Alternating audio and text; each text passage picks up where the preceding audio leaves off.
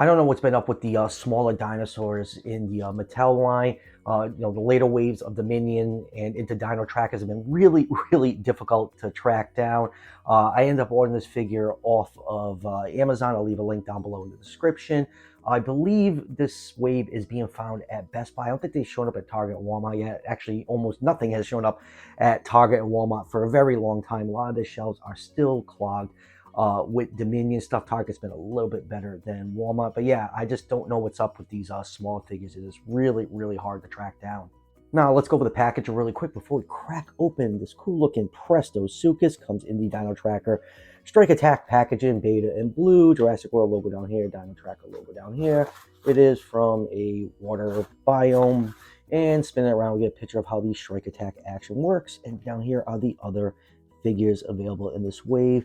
The Atrociraptor, Dilophosaurus, and Gigantospinosaurus. The only other one I'm going to get from this wave is the Gigantospinosaurus. I think my Amazon says I should have it by Friday. I really don't need another Dilophosaurus. The Hammond Collection one is far superior than all the ones in the main line, and that Atrociraptor looks absolutely like garbage. So enough about the packaging. Let's crack this figure open and take a closer look.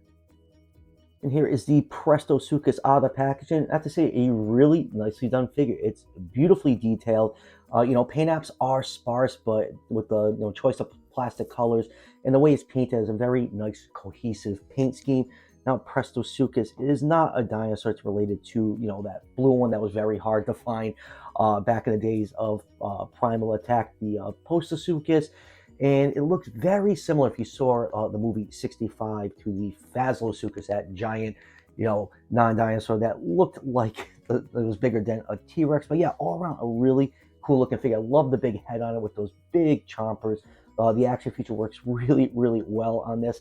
I don't know why they added fins along the back. It kind of reminds me of the Samosaurus. It's a very odd choice, but that's Mattel with their figures. They always take a lot of creative liberties when designing them. I'm okay with that, but all around, just really like this figure. Like the big maroon head, that dark gray body with the light blue stripe, and just makes a very nice, coherent, and appealing looking figure. I'm really, really digging this thing. And now let's do some measurements. This figure is 8 inches long from the tip of the snout to the tip of the tail, at 20.3 centimeters, and about 2.5 inches tall to the top of the hips, or 6.3 centimeters. So Prestosuchus in real life was around 17 feet long, or 5 meters. That would put this figure in the 125 scale range. Another specimen was discovered, and it's possible that the species could up to 23 feet long, or 7 meters. So with those measurements, I'll put this in the 135 scale range. So let's zoom in and take a look at some of the finer details on this figure, starting with this really big head. I love how the head came out on here.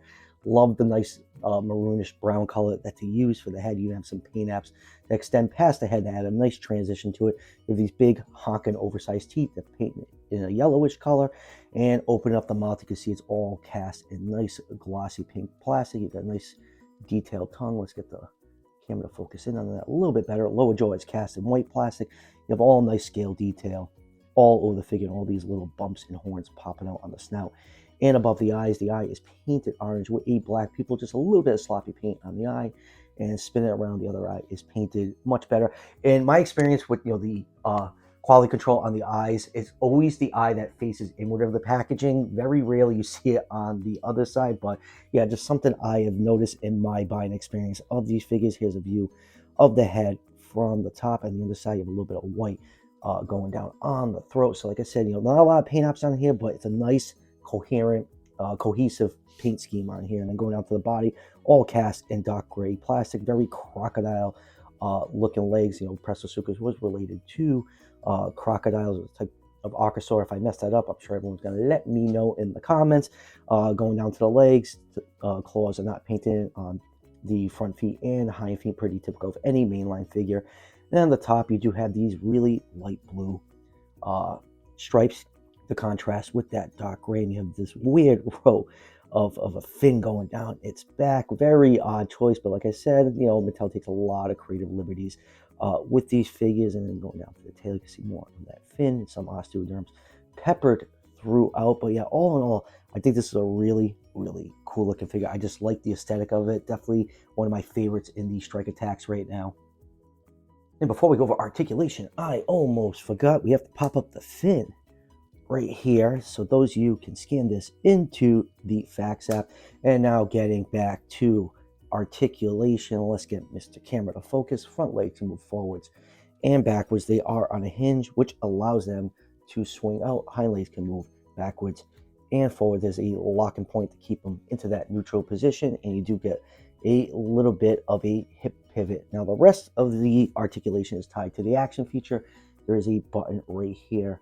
Oh, that is the scan code. There's a button right here that activates its chomping action. You get a nice wide bite with the action feature. Really like how this works on here. Very, very cool figure all around. And now for comparisons, first up here is the Hammond Collection Robert Muldoon. And next up here is one of its relatives, the Prestosuchus. And I have to say the Presto is a significant upgrade from the Prestosuchus. You can see how much Mattel has grown over the years with their detailing on the figures. You know, some of the paint apps on the earlier figures are a lot better than the newer stuff, but sculpting wise, every new wave of figures, the sculpting gets better and better on their figures.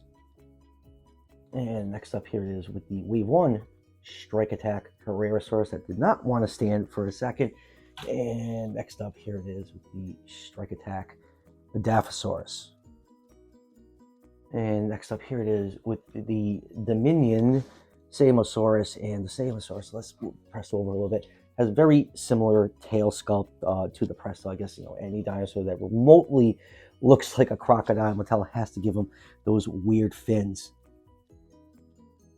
Let's do a couple Hammond Collection comparisons. Here it is with the new Irritator, and here it is with the Corythosaurus.